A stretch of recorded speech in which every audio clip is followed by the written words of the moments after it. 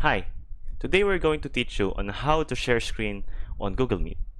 Before we start, please don't forget to like and subscribe. Now let's begin. So let's say that we're in Google Meet right now. First, if you are the admin, or you can ask the admin, make sure that share screen or share their screen is enabled.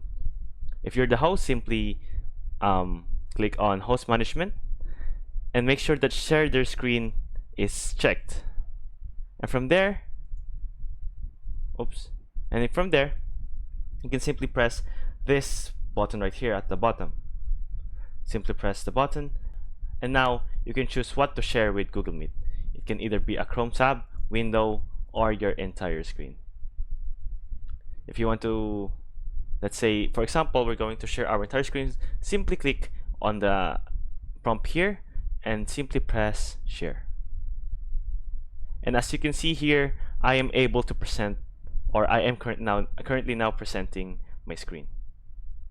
That's how you share screen on Google Meet. I hope this video helped. Thank you so much for watching.